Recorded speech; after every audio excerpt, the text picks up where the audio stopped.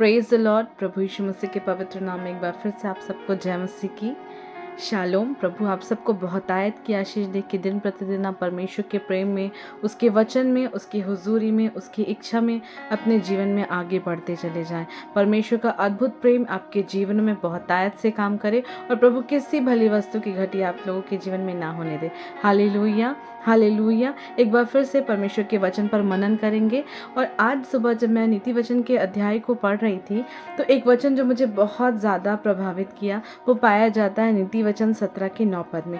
यहाँ इस प्रकार लिखा है, जो दूसरों के अपराध को ढांप देता वो प्रेम का खोजी ठहरता है, परंतु जो बात की चर्चा बार बार करता है वह परम मित्रों में भी फूट करा देता है। ये वचन पढ़ के मुझे बहुत ज़्यादा परमेश्वर का वचन कायल किया, क्योंकि जबकि मैंने इस वचन को बहुत बार पढ़ा हुआ है, पर फिर भी जब मैं इस वचन को पढ़ रही थी ये मेरे जीवन में मुझसे इतनी अद्भुत रीति से बात किया कि मैं आप लोगों को इस बात को शेयर करना चाहूँगी कि हमें भी लोगों के अपराध को ढांपने वाला बनना है। हमें भी लोगों के अपराधों को क्षमा करने वाला बनना है। यदि कोई हमारा अपराधी है, यदि हमें पता है कि किसी ने हमें हर्ट किया है या किसी बात से हमें ठोकर खिलाया है, पर आज हम क्षमा करने के बजाय उसको इनडायरेक्टली ताना मारने में विश्वास करते हैं, इनडायरेक्टली हम उनको हर्ट करने में विश्वास करते हैं और हम अपने वर्ड्स के थ्रू या किसी न किसी तरीके से हम उन्हें टॉन्ट करके हर्ट करते हैं। पर हमें चाहिए प्रियो कि हम उनके अपराधों को ढांपें जो हमारे प्रति अपराध करते हैं। यदि हमें किसी ने हर्ट किया है या हम किसी के बारे में जानते हैं या ऐसी कोई बात है जो हमें पता है, हमसे भी कई बार गलती होती है, पर हमें चाहिए कि हम लोगों के अपराधों को ढांपें, क्योंकि अपराधों को ढांपने वाला ही प्रेम का खोजी ठहरता है। और बीते दिनों मैंने इस बात को शेयर किया था कि परमेश्वर प्रेम है और यदि हम आपस में एक दूसरे के से प्रेम करेंगे तो हम उनके अपराधों को ढांपने वाले होंगे, उन्हें क्षमा करने वाले होंगे, और जब हम ऐसा करेंगे तो परमेश्वर का प्रेम हमें प्रकट होगा। हालेलुया। वहीं पे दूसरी बात लिखी, जब प्रभु की प्रार्थना में हम पढ़ते हैं परमेश्वर के वचन में, वहाँ पर लिखा, हम कहते हैं प्रतिदिन की प्रार्थना में इस बात को कहते हैं, जैसे हमने हमारे अपराधियों को क्षमा किया है वैसे हमें हमारे अपराधों को क्षमा कर। यदि हम दूसरों के अपराध क्षमा नहीं करेंगे तो हमारे भी क्षमा नहीं किए जाएंगे, क्योंकि जैसा हम अपने अपराधियों के अपराधों को क्षमा करते हैं, ऐसा लिखा हुआ है। तो यदि हम अपने अपराधियों के अपराधों को क्षमा नहीं करेंगे तो हमारे अपराध भी प्रियो किसी रीति से क्षमा नहीं किए जाएंगे। हालेलुया।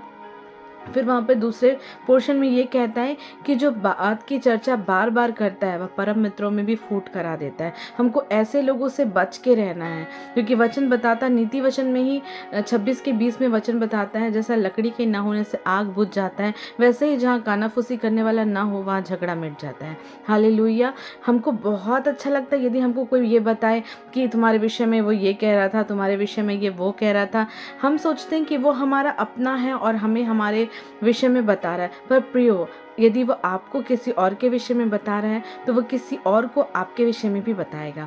और वो जब हम सुनते हैं तब हमारे मन में दूसरे व्यक्ति के प्रति एक भावना उठती है जो बैर की भावना होती है। अच्छा, वो मेरे बारे में ऐसा कह रहा था, इस बात को लेके हम आगे बढ़ते हैं। पर हमें चाहिए कि हम ऐसे लोगों के मध्य ना बैठें, क्योंकि जहाँ कानाफूसी करने वाला नहीं होता वहाँ झगड़ा मिट जाता है। तो यदि कोई आपको बताए कि कोई आपके विषय में कुछ कह रहा था तो आपको उसको सुन के सिर्फ क्षमा करना और धन्यवाद देना है और आगे बढ़ जाना है। मैं ये नहीं कह रही हूँ कि आप उनके साथ कोई मेल मिलाप या रिश्ता न रखें, पर आप उन्हें क्षमा करना सीखें। यदि आपके विषय में किसी ने कुछ कह दिया, वो अपनी भावनाओं के तहत वो बात को कह रहा है, ये उसका अपना पर्सनल चॉइस है कि कोई किसी के बारे में क्या सोचता है, पर आपको क्षमा करना सीखना है, क्योंकि जब तक आपके जीवन में ये परिस्थितियाँ नहीं आएंगी आप लोगों को क्षमा करना नहीं सीखेंगे। अगर आप प्रभु से मांगेंगे प्रभु मुझे दया करना सीखा, तो आपके पास वैसी परिस्थितियाँ आएंगी कि उस परिस्थिति में आपको जयवंत होकर के क्षमा करना सीखना है।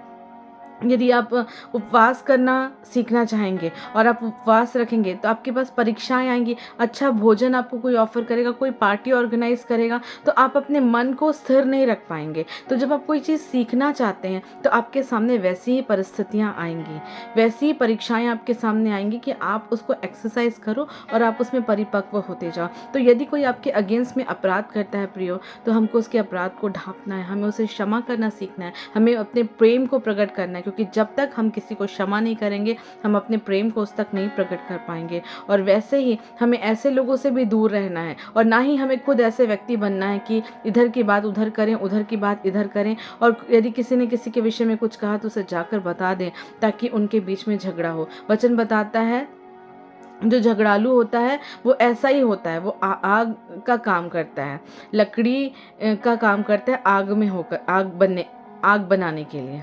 हालेलुया। वो आग को बढ़ाने के लिए वो लकड़ी के जैसे बन जाता है कि मैं यहाँ पर और बातों को बताऊं और यहाँ पर झगड़ा उत्पन्न हो। पर हमें ऐसे लोगों से दूर रहना है। हम यदि ऐसे लोगों को क्षमा करना सीखेंगे, इन्हें अनसुना करना सीखेंगे, तब जाके हम इस बात को सीख जाएंगे कि हमें दूसरों के अपराध को कैसे ढांपना है, क्योंकि यदि हम ढांपेंगे तो हमारे भी ढांपे जाएंगे। हालेलुया। प्रभु इस वचन के द्वारा आप सबको आशीष दे। Praise the Lord.